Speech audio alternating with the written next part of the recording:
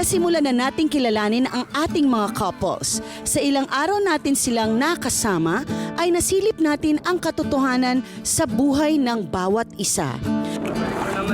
Kadalasan, parte ang kahirapan ng buhay, kaya karamihan ng magkasama ay pinipili na lamang na di maikasal. Di nila ito kagustuhan, pero ito'y isang desisyon na inilagay na nila sa huling prioridad. Muli muna nating balikan ang ating mga magsing-irog. Sina Renato at Jorian ng Cavite, sina Maynard at Lenny ng Kupang, Antipolo, sina Reynante at Angelita ng Tatalon, Quezon City, at sila Nelson at Jocelyn na sinundo pa natin sa Leyte. Lahat sila ay pinuntahan natin. Nakipagkwentuhan, tawanan, at sinamahan natin sila na mamili ng panimula nila. Lenny! Oo, dampot lang ng dampot. Naramdaman natin ang ligaya na naihatid natin sa kanila sa oras na yon. Okay na sana ang lahat, kaso may di inaasahang nangyari. Nasaan si Nelson at Nanay Jocelyn? So, bakit na nagkausap kayo sa telepono tapos bigla niyo sinundo? Ha? Anyway, wala na ako magagawa, nandiyan naman na yan. So, anong plano mo, Nay? Anong plano niyo? Anong plano mo? Sa kanya po, So, ang plano mo, Nay, habang nandito kayo sa Maynila, sa'yo muna siya. Okay. Paano yung bukas? Ayun sa Wednesday. Hindi siya pwede sama doon. Kasi mahina ang katawan niya, baka kung anong mangyari. Naintindihan ko naman, Nay. Siyempre, anak mo yan, hindi mo gustong pabayaan. Naintindihan ko. At nagkataon, nasa Maynila ka na, siyempre, gusto mo na, habang nandito ka, naaalaga mo yung anak mo. Tama? Yan ba yun? Habang na nandito ka, maalagaan bang anak mo? Kaya pala nawawala sina Nanay Jocelyn at Nelson dahil pinuntahan pala nila si Angie na anak ni Nanay. Nang dahil sa di inaasahang pangyayari na ito, ay minabuti nating ipa-check up si Angie upang mabigyan ng tamang gamot. Nagdesisyon din tayo na hindi na pasasamahin muna sila Nanay Jocelyn at Nelson sa iba pa nating aktibidades upang masamahan at maalagaan muna ng pansamantala ang kanyang anak. Okay na, so balik tayo sa usapang kasalan. Siyempre, hindi magiging legal ang lahat kung walang papeles na aayusin sa mga ahensya ng ating gobyerno.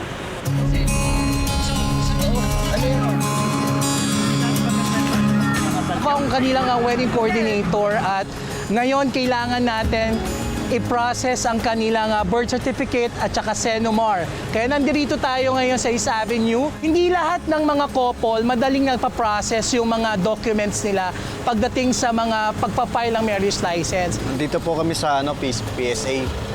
Bali, ina-assist po kami ni Sir Topi para kumuha ng birth certificate, PSA para sa akin, tapos Senomar.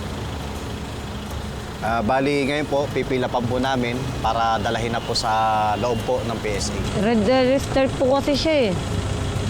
Sa akin, okay naman daw po sa akin. Kasi hindi pa ako nakakuha ng money. Convert ko dati. Register na lang daw po. Hindi ko na po talaga inisip na mahirapan kami kumuha ng requirements namin. Yun. Papasalamat talaga ako sa inyo. Matapos nating tulungan sila na ma-request at kumuha ng kanilang birth certificate at Senomar, ay samahan natin sila sa Office of the Civil Registry ng Mandaluyong para sa kanilang pagfa-file ng license at pag-process ng Article 34. Attorney, ano po ba yung Article 34? Ayon sa batas, ang sino man pong magpapakasal, babae at lalaki, kinakailangan pong kumuha ng marriage license. Ngayon po, sinabi rin po ng batas ng Family Code of the Philippines na may mga exemptions sa pagkuha ng marriage license. Gaya po ng Article 34 or yung living together for a period of 5 years or more. at walang legal impediment to marry each other. Ibig sabihin, kung 5 taon o higit pa silang nagsasama sa isang bubong, kasal na lang ang kulang, wala namang silang sabit, hindi naman sila previously married sa ibang tao, pwede na po silang ikasal kahit wala pong marriage license. So, ang kailangan nilang mga dokumento, number 1, yung kanila pong birth certificate. Number 2, yung kanila pong Senomar.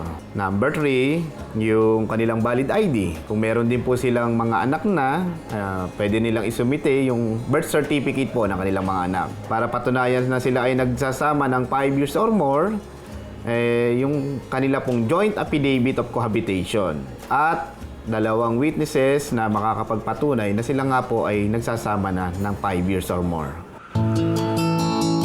Ang ating Kupang Antipolo, Bacoor, Cavite at Tatalon, Quezon City ay Article 34 at sila Nelson at Jocelyn naman ay dumaan sa marriage license. Ayun, okay na! Approve na lahat! Ceremony na lang ang kulang! Teka, wala pa yung wedding dress!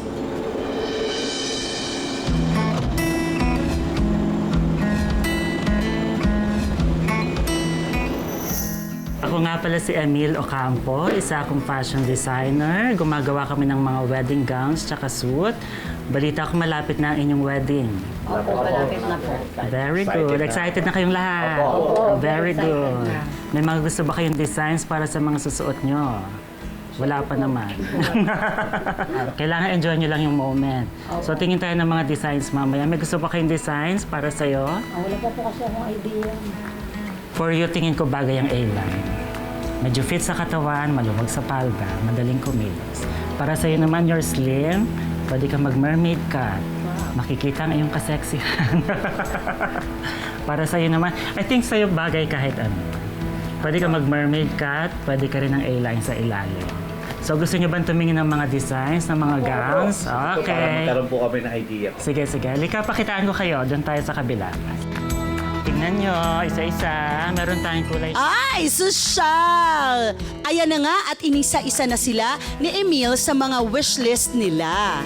Pwede natin siya lagyan ng straps para mas kapit siya sa iyong shoulder. Inilabas na din ni Emil at ipinakita ang mga damit na posible nilang isuot sa araw ng kasal.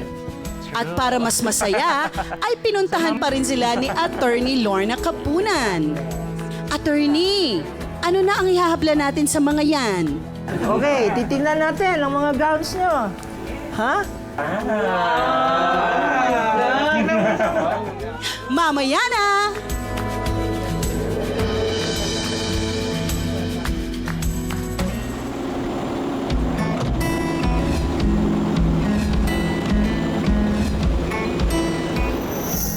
Balita ko malapit na ang inyong wedding.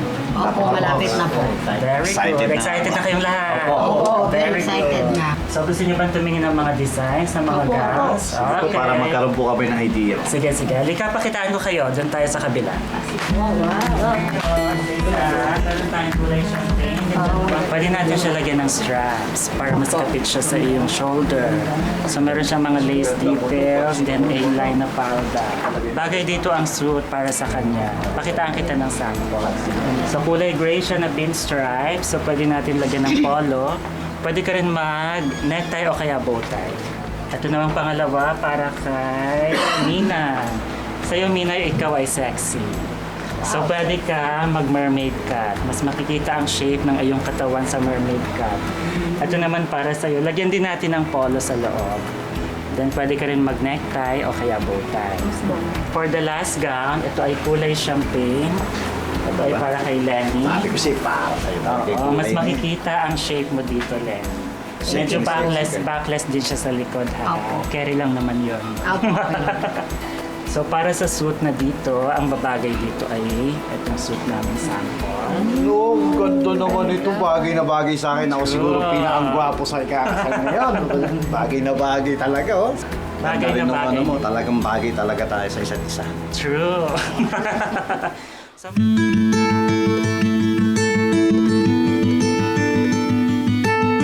Ay, ang taray gowns at suit. Hindi ko na ma-imagine ang magiging looks nila. Pero bago nila i-fitting ang mga damit, ay nakikipagtsikahan muna sina Attorney Lorna at Emil sa couples. Nako, napakainit talaga ng panahon, no? Tama po. Parang yung romance, mainit ang romance talaga, Sir Emil, no? Yes. Ikaw ba, na-romance ka na? O Before. gusto mo lang gumagawa ka ng happy memories for those in love? Yes. Glad to be a part ng mga weddings. Nag-enjoy kami sa mga weddings. Parang sinasabi nila, vicarious experience. Yes, no? yes. At kayo, happy naman kayo na nandito tayong lahat. Okay.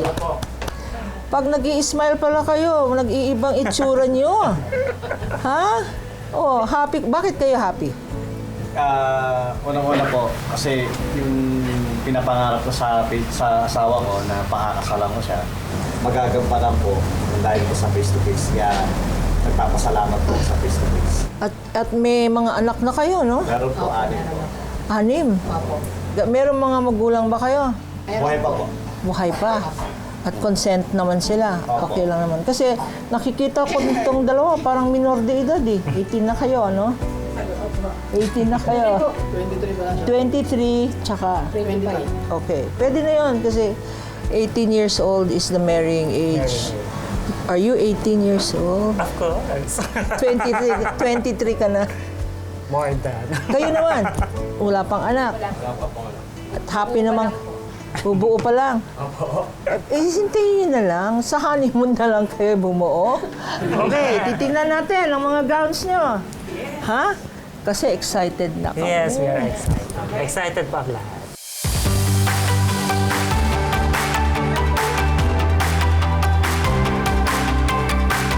Daddy!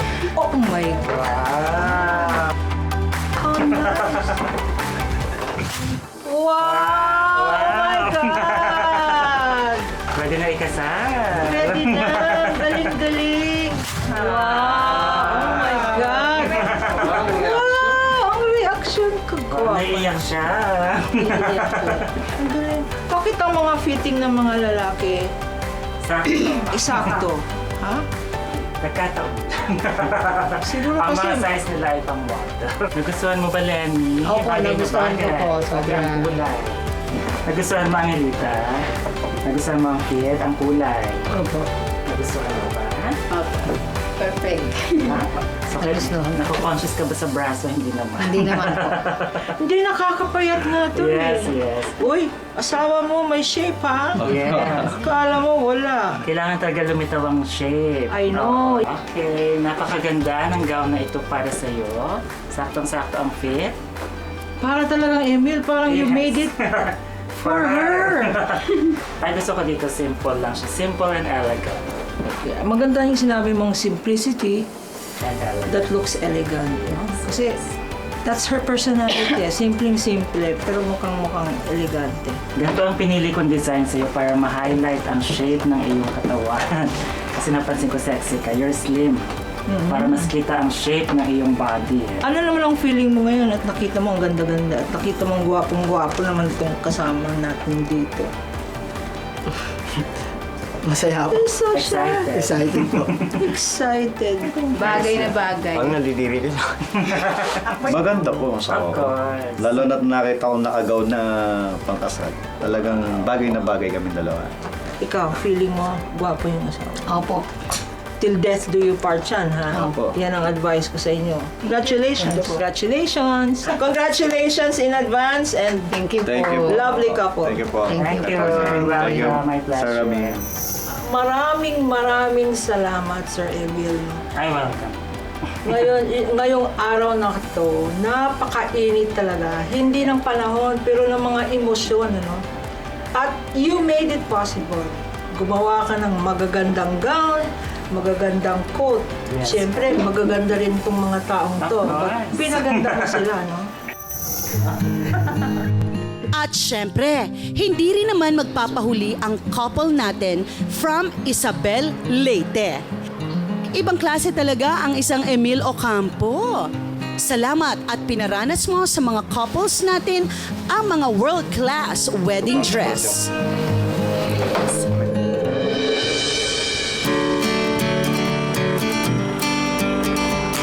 Matapos ang pag-aasikaso ng mga papeles at pagsusukat ng mga damit, ay binigyan muna natin sila ng pagkakataon na mag-enjoy at mag-swimming sa Splash Island kasama ang kanilang pamilya.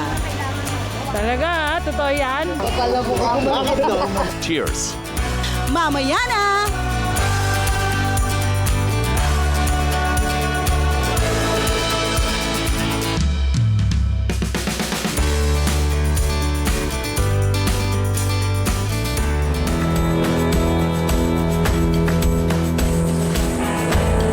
Ganda naman dito. Papasok pa lang ay nakita na ng bawat pamilya ang mga amenities na i-enjoy nila. Sarap pakinggan ng hampas ng alon. Hay, nakaka-relax. Kaya hindi na natin sila pinaghintay pa at pinalusong na natin sila. After nila magbabad, ay kumain muna sila para makabawi ng lakas. Hay nako, ang sarap-sarap. Pakabusog kayo at marami pa tayong i-experience sa araw na ito. Matapos kumain ay nagdesisyon na muna silang magpahinga. At maya-maya lang ay nakipagkatuwaan sa ating mga couples sa larong Sino ang Mas? Unang tanong, sino ang mas sweet? Siya po. Uy? Turo mo ko, ganun o. Talaga, totoo yan? Yes, ma'am. Ko kaya. Okay, next. Sino ang maaalahanin? Ako po. Ba't puro babae yata ang ang Bakit hindi? tinuturo? Okay, next. Sino ang mapagbigay? Ako po. Kapal ang mukha mo. Di gumaganon o. Di gumano. Bakit? Bakit naman? Bakit? Hindi, mapagbigay ito ang misis ko.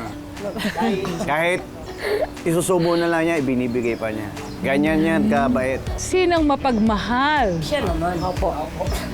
Misis ko yan. Okay. So, nakikita nyo, no, na alam nyo pala sa isa't isa na nagkakaunawaan kayo. Ay, tanong ko ngayon, sino mas mabait sa inyong dalawa? Ako po mabait. Basta ako rin. Ako rin mabait. Kasi mahaba pa siya ko eh. Hindi, mabait din ito asawa ko. Okay. So, handa na ba kayo magpakasal? Opo. Handa na po. Isa. So, maraming salamat.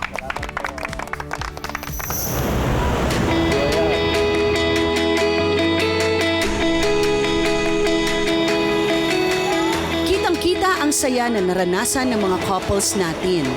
Di nila mapigilang mapahiyaw sa excitement sa mga slides na mga sinubukan nila.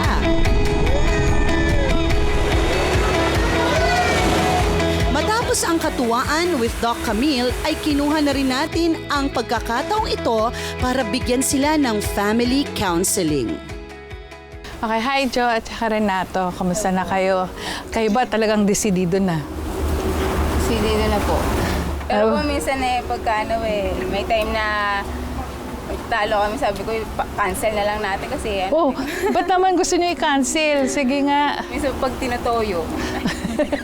Hindi ba pwedeng tayo? And kasi alam mo, pag sinabing kasal yan, hindi lang yan basta papel. Talaga it's... Inaano ko lang po sa kanya kung ano yung may reaction niya pag halimbawa pa. Ayaw naman po niya pumayag. Pero sino talaga sa inyo yung sabihin natin gustong-gusto o parehas lang din kayo? Parehas lang. Okay. Kahit walang face-to-face, talaga bang desidido kayo magpakasal? Opo.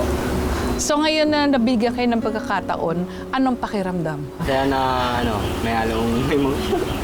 May halo? Anong klase emosyon? Gusto ko malaman yung emosyon na yun. Parang... Nasasabik ka na parang, dati pinapangarap mo. Okay. So dati pangarap lang siya ngayon. Ngayon, magagawa mo na kahit na wala kang gagastos eh. Kung sakasakali man, syempre hindi natin maalis na magkakaroon kayo ng konting alitan, may konting away-away na ganyan. Paano niyo siya mariresolve nang hindi kinakailangan bumalik sa face-to-face? Siya po sinusuyo niya po agad. Sinusuyo. Paano pagsuyo? Sige Renato, sabihin mo nga sa amin. Example naman. O ba't ka mahihiya? Tayo-tayo lang dito. O. Ito, pag titoyo po ito, lagi po akong binubungangaan. Parang yung binibigkas niya yung sa kasal pa namin kasi Kinatakot po kasi na-cancel na lang. Hindi na pwede i-cancel. Halimbawa, kasal na kayo. O pag dumating na itong Hindi po, pagkakataon. inasar ko lang po siya para inaano po kung ano yung magiging reaction niya pag pinakancel ko. Pero hindi ibig sabihin totoo yung nararamdaman mo. Okay, halimbawa lang, ikinancel talaga at pumayag siya. Anong pakiramdam? Sabi ko totoo. Tinotoo niya talaga yung biro ko. At totoo yung biro. Pero malulungkot ka ba? O akala mo prank pa rin yun? O paano? Malulungkot. Malulungkot. Dahil po sa pagbibiro ko ng ganun. Okay. Sa tingin nyo ba, siyempre hindi lang naman kayo excited dito, pati yung mga kamag-anak nyo. Alam na ba nila na mangyayari itong event na ito? Anong sabi nila? Sabihan ko po yung mama ko. Tinatanong po kung kailan daw po yung namin. Kasi po nasa Bulacan po yung mama ko eh. Tapos po doon na po kami nakikita sa nanay niya. Nakikipisa. Pero yung nanay mo ba willing na pumunta? Opo. Kilala siya? Opo. So, kailan ka nakilala? Baka naman ngayon ka lang nagpakilala. Hindi po. Sinama ko po yan doon eh. Sinama mo. Ako natatakot mo. O, ba't ka naman natakot? Kasi prangka po. Pero kaya nyo ba napanindigan na itong pagpapakasal nyo aabot sa puntong sinasabing forever? Opo. Kaya po. Walang imposible. Walang imposible. So ano masasabi nyo dahil kasi magkakaroon na sa katuparan nito at saka nakikita ko naman na masaya kayo kahit nasabihin nyo na syempre parang kumisan may away-away ng konti. Paano nyo pagtitibayin itong ganitong klaseng pangyayari sa buhay nyo? Tulad nga po na wala naman po dito sa atin na yung tinatawag po na divorce. Ay, bakit kailangan may ganun pa? Paano yung maayos? Ha? Ano yun, Jorian? Hindi pa nakakasal, divorce na agad? Magkakaintindihan kaya sila? Kamusta naman ang pamilya ni Lenny at Maynard? Lahat yan, mamaya na.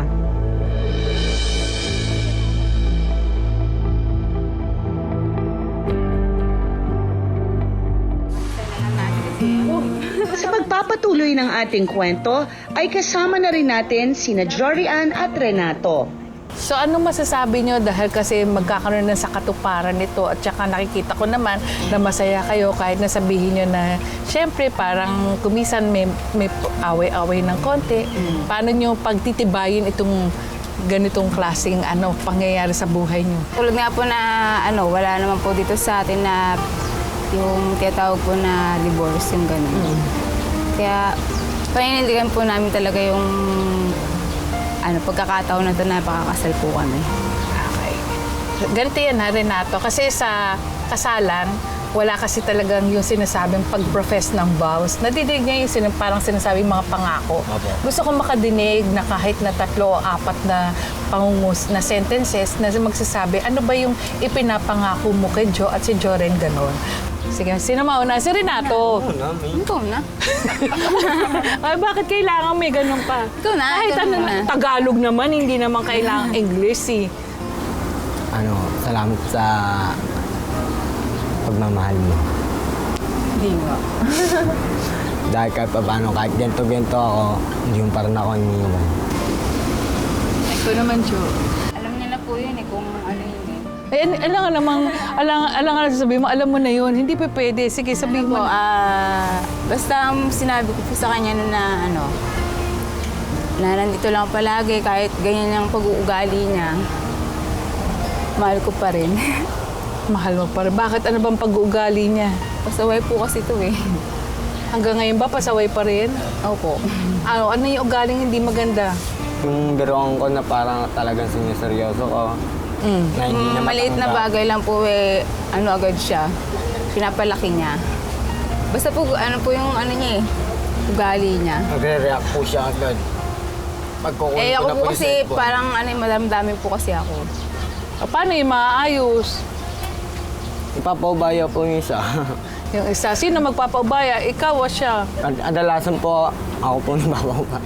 Ikaw. Nahihirapan ka ba dahil sa pagpapaubayang ganyan? Hindi naman po.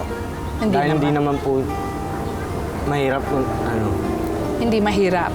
So talaga nagmamahalan kayo. Okay, so paano pagtitibayin yung pagmamahal na yan? Kasi hindi naman pwede sabihin na I love you lang eh. Ano po, paparamdam po sa kanya kung kahit po minsan nag-aaway kami, pinaparamdam ko pa rin po sa kanya na na sobrang mahal na mahal po siya. Ganun po sa akin pag nag-aaway po kami. Na kahit matinding away, na wala nang butas para lunasan ng... Wala nang butas para... Okay, ang ganda naman nun. Gusto ko yun, sinabi mo. Wala nang butas para magkahiwalay pa kayo. So, Yun po. this is it? Opo. Okay. This is it. This is it daw. Ang ganda naman. So, okay tayo, ha? O sige, paano kayo mag-I love you? Kahit sa maraming tao. Kiss na lang. Paano? O sige na! Oh, ba't nahiya pa? Paano na sa mamaya? Ba't mamaya pa? Sige na, game na. Maaga pa. Kanina pa.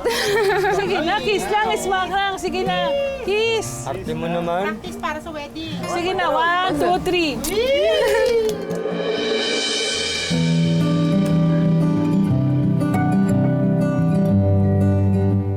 Hi, Lenny at saka Maynard, kumusta? Kayo meron na kayong 6 na anak, ano? Ngayong nabalitaan nyo na matutuloy na rin yung kasal nyo. Anong pakiramdam? Masaya po. Masayang-masaya po. Bukod sa, pero- masayang-masaya talaga. Masaya talaga. Okay, kung hindi pa sa face-to-face, noon pa, kailan nyo balak talaga magpakasal? Binalak po namin yung taong 2022. So ilan na anak nyo noon? 5 po. 5. 5? 5 po. Bakit hindi natuloy? Gawa po nung pumasok ko yung pandemic, di kami nakaipon talaga. Tapos, nung kita ko, pinagkakakitaan ko, sulput-sulput lang. Talagang inuuna ko po yung mga anak. Family first po ang nangyari. Kaya wala talaga natitira. Okay. So, siyempre, 6 yung anak. Ano yung pakiramdam na talagang mag-asawa na kayo? Hindi na pwede sabihin na talagang konting kibot lang pwede magkahiwalay. So ano sa tingin niyo yung paraan para sa ganun palaging may solusyon sa mga magiging problema o yung haharapin yung problema? Para sa akin, konting pag-aamal. Unawaan kami.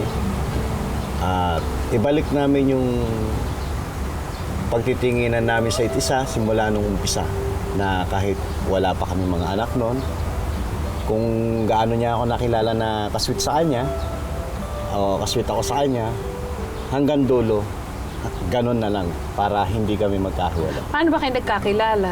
Nagkakilala po kami nitong asawa ko sa ospital, sa Among Ano Rodriguez. kayo sa ospital? Bali ako po, binabantayan ko yung pamangkin ko na nasa ospital. Tapos siya? Ako naman po, meron po kong anak sa una nun na nasa ospital din. So yung pamangkin po niya at anak ko, nasa isang room lang po ng ICU. Ano po kasi yan, tawag doon nung binabantayan ko yung Pamangkin mo? pamangkin ko, bali yung anak niya, hindi ko naman sinabing napabayaan niya or napabayaan ng asawa niya. One time kasi, ako na yung nagpapamp dun sa anak hanggang sa huling hininga ng anak. Namatay So po. namatay yun. Tapos, Ilang taon yun? 1 year old and 6 months po. Tapos nung mamatay yung anak niya, namatay din yung pamangkin ko. Talaga? Nagkasunuran po sila. Tapos, sabi ko sa kanya, tulungan kita para mailabas mo yung anak mo. Pero unahin ko muna yung pamangkin ko. Nilabas ko yung pamangkin ko sa ospital, pati yung anak niya nilabas ko. Pagdating sa paglilibing naman, sabi ko sa kanya, tulungan kita, papalibing natin yung anak mo na wala kang ilalabas na miski-piso. Pwede yan. Tatapusin ko lang to sa pamangkin ko. Then, yun, nailibing yung anak niya. Nailibing yung pamangkin ko. Pag uwi ko sa bahay, laging pangalan niya na pumapasok sa isip. Ginawa ko, tinawagan ko siya. Pagtawag ko, hello po, andiyan po si Lenny. Ang nakasagot, nanay niya. Nandito. Tapos may mga tumitili. Uy, yung secret admirer mo, nandyan na. Tumatawag na. Ngayon, nung sabi ko, sino ba yung tili ng tili dyan? Sabi ko, ganito, ganyan. Sige, Dave, bababa na lang ako dyan. Bumaba po ako sa kanila. June 16, bumaba ako sa kanya. Pagbaba ako doon, di papasalamat sa akin yung mama niya.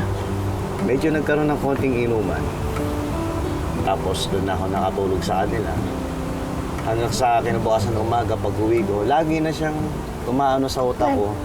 Ang ginagawa ko, dinadalaw ko na siya. Hindi ko alam kung bakit. Dinadalaw-dalaw ko na siya hanggang na-develop po ako sa kanya. Yun, nagsama na. Pero wala na po kami nung tatay nung bata. No? Wala na noon. Opo, wala na po kami. Doon po yung story na. Pero wala kang kinakasama rin nun? Wala po. Bali yung kinakasama ko, matagal na po. Wala na talaga. Wala na talaga rin. Okay. Nahirapan ba kayo dahil kasi umabot sa puntong 6 na anak yan? Hep, hep, hep! Bibitinin ko muna kayo. Lahat ng yan, malalaman nyo mamaya.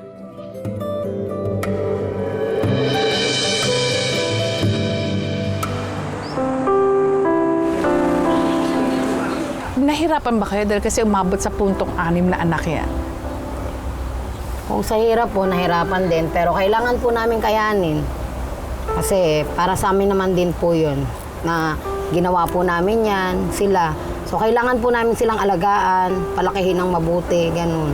Hindi kayo nagsisisi? Hindi po. Okay. Ano pangalan ng panganay mo? Irish Claire po. Ay, Irish. Ano masasabi mo sa magulang mo? Masaya po. Masaya. Bukod sa masaya, anong pakiramdam? Nasasiyahan ka dahil matutuloy na to? Opo. Pangarap mo ba talaga na makasal yung mga magulang mo? Ikaw naman, Iha. Masaya pong masaya. Masayang masaya. Okay. So, sa pagkakataong ito, ano bang pwede nyo ipangako sa isa't isa para sabihin natin na kahit sa hirap at ginhawa talagang hindi kayo magkakahiwalay? Kasi umabot na ilang taon, 13, 12? Magla-14 na po. 14 na taon na magkasama kayo. Baka naman mamaya kung kailan kayo kasal, isang iglap, biglang mawawala yan. O kaya nga, syempre, ito yung sinasabi nating umpisa ng forever nyo. Okay, paano nyo susolusyonan yung mga nagiging susunod na mga pwedeng mga problema na haharapin? Yun nga po, sabi ko kanina, konting pagkakabali. Bigyan ng linaw, magbigayan, tapos huwag masyadong maging mapusok. Okay, maganda yon. So, paano yun naman kayo tutulong bilang mga anak? Magsisipag po sa pag-aaral. Magsisipag sa pag-aaral. Anong grade ka na ngayon? 5 po. Grade 5. Ikaw. So, ang nag-aaral, 1, 2, 4 po. 4. Yung 4 nag-aaral lahat. Opo. Okay, maigi yun. Dahil nag-aaral kayong mabuti. Okay, ano naman ang pwede niyong ipangako? Lenny, kung ano yung pinangako ko nung una, na mamahalin kita hanggang sa kamatayan ko. Dadalahin ko yun lahat hanggang sa kamatayan ko pagmamahal ko sa'yo. At hindi magbabago yun. Lalong-lalo na, sino mauna tayo pinangako natin sa isa na hindi tayo magmamahal ng iba. Kundi yung minamahal lang natin. Tayong dalawa lang. Diba? Para sa isa't isa tayo. Yun lang po pinapangako sa akin. Wow, ganda naman. Ikaw naman, Lenny. Ang pangako ko nga sa'yo, di ba, na kahit na anong pagsubok dumating sa buhay natin, laban lang. Na kahit na anong mangyari, kahit na may dumating na tukso dyan o ano man, laban lang tayo. Kasi ang pangako natin sa isa't isa, walang iwanan. Magsasama tayo habang buhay. Yun lang po. Okay. So maganda yan. Kayo naman ang pangako nyo, sabi nyo, Irish, mag-aaral ng mabuti. Ano pa? Anong pwede pang gawin bukod sa pag-aaral? Susunod po sa utos. Okay, pero gusto ko dahil kasi pinakita nyo na isa kayong masayang pamilya, isang pamilya na nagkakaunawaan, may respeto, at saka sabihin na natin, nagkaroon ng tiwala sa isa't isa. Yun yung importante. So sana panatilihin nyo yung commitment na yan. Kasi kung nagkaroon ng pagkakataon na nagkaroon kayo ng tiwala sa isa't isa, umabot kayo ng 14 years, paabutin pa natin na hindi lang 14 years pang dagdag na 28 years. Kahit umabot pa ng 50 years yan, 60 years, okay. So, Lenny at Menard, congratulations dahil kasi alam namin matutuloy na yung kasal na yan. Thank you po. Maraming salamat din po sa bumubuo ng Face to Face at kay Mama Carla. Okay. Tapos po ako nagpapasalamat. Mama! Masayang masaya po. Ah! Salamat po sa inyo. Thank you rin.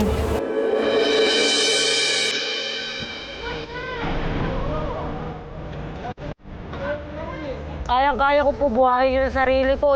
Kahit wala po yung mga kapatid ko. Tulungan niyo naman ako. Ayun lang po yung sinabi ko sa kanila. Natutuwa ako at nagkasama-sama tayo rito. Meron kaming inihandang games at maglalaro muna tayo. Makapuno ng timba gamit ang tabo. At gaano karaming tubig ang kailangan niyo magtiyaga hanggang makarating kayo rito. Cheers! Cheers.